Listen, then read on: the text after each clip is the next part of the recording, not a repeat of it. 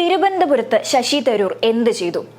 ലോക്സഭാ തെരഞ്ഞെടുപ്പ് ഇങ്ങ് പടിവാതിൽക്കൽ എത്തി നിൽക്കുന്ന ഈ ഒരു സാഹചര്യത്തിൽ തീർച്ചയായിട്ടും ശശി തരൂരിനെയും തിരുവനന്തപുരം മണ്ഡലത്തെയും കുറിച്ചുള്ള ഈ ഒരു ചോദ്യം തീർച്ചയായിട്ടും വളരെ പ്രസക്തമാണ്. കഴിഞ്ഞ ദിവസം BJPയുടെ ജില്ലാ പ്രസിഡന്റായിട്ടുള്ള VV രാജേഷ് പറഞ്ഞ വാക്കുകൾ, ചില ചോദ്യങ്ങളുണ്ട്.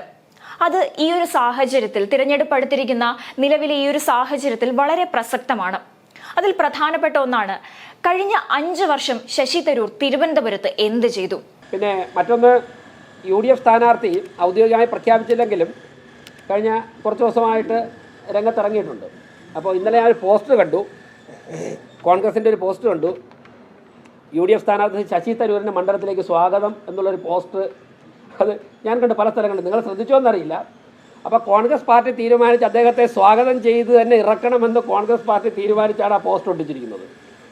അത് പാർട്ടി പ്രവർത്തകർ തീരുമാനിച്ചിരിക്കുകയാണ്, അദ്ദേഹത്തെ സ്വാഗതം ചെയ്യണം. 5 വർഷത്തിന് ശേഷം മണ്ഡലത്തിലേക്ക് വീണ്ടും ശശി തരൂരിന് പോകാൻ ഞാൻ ആലോചിക്കുകയാണ്.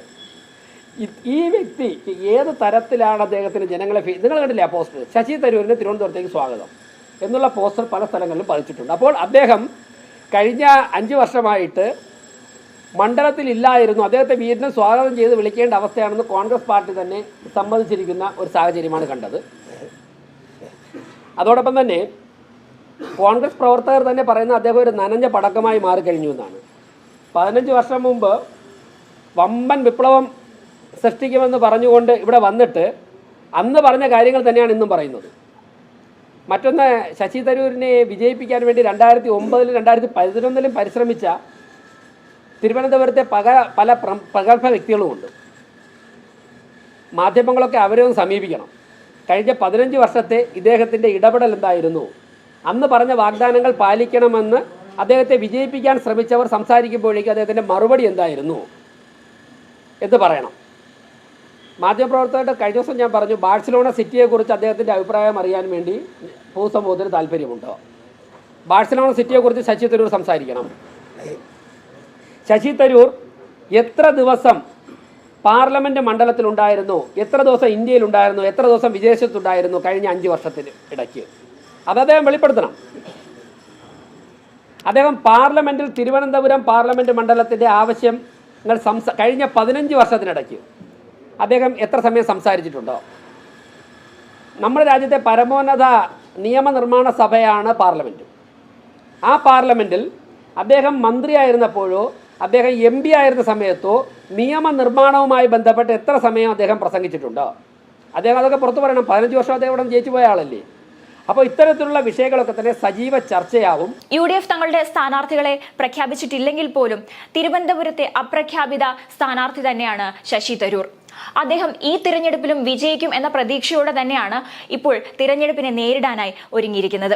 മാത്രമല്ല, കഴിഞ്ഞ തിരഞ്ഞെടുപ്പുകളുടെയൊക്കെ ചരിത്രം ഒന്ന് പരിശോധിക്കുകയാണെങ്കിൽ കഴിഞ്ഞ 3 തവണയും വളരെ മികച്ച പ്രകടനങ്ങൾ കാഴ്ചവെച്ചുകൊണ്ട് ജനങ്ങൾ തിരഞ്ഞെടുത്ത നേതാവായിരുന്നു ശശി തരൂർ.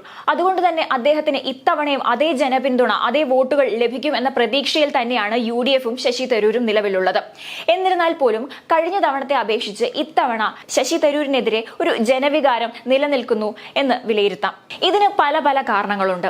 അതിൽ പ്രധാനമായും അദ്ദേഹത്തിന് ജനങ്ങളുമായി ഒരു ബന്ധമില്ല എന്നുള്ളതാണ്. VV രാജേഷ് ചോദിക്കുന്നത് പോലെ കഴിഞ്ഞ കുറച്ച് വർഷങ്ങൾ അദ്ദേഹം തിരുവനന്തപുരത്ത് എത്ര തവണ വന്നിട്ടുണ്ടായിരിക്കും, അല്ലെങ്കിൽ കേരളത്തിൽ എത്ര തവണ വന്നിട്ടുണ്ടായിരിക്കും, എത്ര തവണ തിരുവനന്തപുരത്തെക്കുറിച്ച് ചർച്ച ചെയ്തിട്ടുണ്ടായിരിക്കും? കഴിഞ്ഞ തിരഞ്ഞെടുപ്പുകളിലെല്ലാം തന്നെ തിരുവനന്തപുരത്തെ ഹിന്ദു ക്രിസ്ത്യൻ വോട്ടുകളും അതുപോലെ തന്നെ ന്യൂനപക്ഷ വോട്ടുകളും എല്ലാം തന്നെ ശശി തരൂരിന് അനുകൂലമായിരുന്നു. എന്നാൽ ഇത്തവണ സ്ഥിതി വ്യത്യസ്തമാണ്. കാരണം അന്താരാഷ്ട്ര പ്രശ്നങ്ങളിലൊക്കെ അദ്ദേഹം എടുത്ത ചില നിലപാടുകളൊക്കെ ന്യൂനപക്ഷത്തെ തീർച്ചയായിട്ടും ചൊടിപ്പിച്ചിട്ടുണ്ടാവും. അത് ഈ തിരഞ്ഞെടുപ്പിൽ തീർച്ചയായിട്ടും പ്രതിഫലിക്കുകയും ചെയ്യും. മാത്രമല്ല, പാർട്ടി എന്നതിനപ്പുറത്തേക്ക്, ഒരു രാഷ്ട്രീയത്തിനപ്പുറത്തേക്ക് അദ്ദേഹത്തിന് തിരുവനന്തപുരത്ത് ഒരു പ്രതിച്ഛായയുണ്ട്. ഇത്തവണ ആ പ്രതിച്ഛായയൊക്കെ തന്നെ മാറിമറിയുന്ന ഒരു അവസ്ഥയിലേക്കാണ് എത്തി നിൽക്കുന്നത്. മുൻപ് പറഞ്ഞതുപോലെ വോട്ടുകളിൽ പ്രധാനമായി ക്രിസ്ത്യൻ വോട്ടുകളൊക്കെ അദ്ദേഹത്തിന് അനുകൂലമായി നിന്നിരുന്നു. എന്നാൽ വിഴിഞ്ഞം സമരത്തിൽ അദ്ദേഹം എടുത്ത നിലപാടുകളൊക്കെ തന്നെ തീർച്ചയായിട്ടും ആ വോട്ടുകളെ നേരത്തേതിലും താരതമ്യേന കുറയ്ക്കാനാണ് സാധ്യത കൂടുതൽ. മാത്രമല്ല, ഇതിൽ പ്രധാനമായി എടുത്തു പറയേണ്ട ഒരു ഘടകം എന്ന് പറയുന്നത് അദ്ദേഹത്തിന് ജനങ്ങളുമായി ബന്ധമില്ല എന്നുള്ളത് തന്നെയാണ്. അദ്ദേഹം കൂടുതലായും തിരുവനന്തപുരത്തെ എലൈറ്റ് വിഭാഗത്തിലുള്ള ഹിന്ദുക്കളുമായാണ് കൂടുതൽ ബന്ധം പുലർത്തിയിരുന്നത് എന്നാണ് വിലയിരുത്തലുകളൊക്കെ. അതൊക്കെ തന്നെ ഇത്തവണത്തെ തിരഞ്ഞെടുപ്പിനെ ബാധിക്കുന്നതാണ്. സാധാരണക്കാരുടെ വോട്ടുകൾ നേടിയെടുക്കാൻ ശശി തരൂരിന് സാധിക്കുന്നില്ല എന്ന തരത്തിലേക്കാണ് ഇപ്പോൾ നിലവിലെ സാഹചര്യം മുന്നോട്ട് പോകുന്നത്. അതുകൊണ്ട് തന്നെ അതൊക്കെ വരുന്ന ലോക്സഭാ തിരഞ്ഞെടുപ്പിനെയും ബാധിക്കുന്നതാണ്. മാത്രമല്ല, അദ്ദേഹം തിരുവനന്തപുരം മണ്ഡലത്തിന് വേണ്ടത്ര ശ്രദ്ധ ചെലുത്തുന്നില്ല എന്നൊരു വിലയിരുത്തലും നിലവിലുണ്ട്. ഇനി ഇതെല്ലാം മാറ്റി നിർത്തുകയാണെങ്കിൽ പോലും കോൺഗ്രസിനുള്ളിൽ തന്നെ ശശി തരൂരിനെതിരെ പല നീക്കങ്ങളും നടക്കുന്നതായി കാണാം. മാത്രമല്ല, അതിന് പ്രധാനമായൊരു കാരണം പറയുകയാണെങ്കിൽ മുൻപ് AICC പ്രസിഡന്റ് സ്ഥാനത്തേക്ക് ഹൈക്കമാൻഡിനെ വരെ വെല്ലുവിളിച്ചുകൊണ്ടായിരുന്നു ശശി തരൂർ മത്സരിച്ചിരുന്നത്. ഇതെല്ലാം തന്നെ കോൺഗ്രസിനുള്ളിൽ തന്നെ ഒരു അതൃപ്തി ഉണ്ടാക്കുകയും ശശി തരൂരിനെതിരെ ഒരു വികാരം കോൺഗ്രസിനുള്ളിൽ തന്നെ സൃഷ്ടിക്കപ്പെടുകയും ചെയ്തിരുന്നു. മാത്രമല്ല, കഴിഞ്ഞ 5 വർഷത്തെ ചരിത്രം ഒന്നെടുത്ത് പരിശോധിക്കുകയാണെങ്കിൽ ശശി തരൂർ തിരുവനന്തപുരത്തിന് വേണ്ടി എന്തൊക്കെ ചെയ്തു, അല്ലെങ്കിൽ തിരുവനന്തപുരത്ത് നടത്തിയ പ്രവർത്തനങ്ങൾ എന്തൊക്കെയെന്ന് പരിശോധിക്കുകയാണെങ്കിൽ ശശി തരൂരിന് അതിന് മറുപടി ഉണ്ടാവുമോ? നേരത്തെ സൂചിപ്പിച്ചതുപോലെ ശശി തരൂർ മണ്ഡലത്തിൽ ഇല്ലാത്തൊരു വ്യക്തിയാണ്. അദ്ദേഹത്തെ അതുകൊണ്ട് സ്വാഗതം ചെയ്യേണ്ട ഒരു അവസ്ഥയാണ് കോൺഗ്രസിനുള്ളത് എന്നൊരു സാഹചര്യമാണ് നിലവിലുള്ളത്.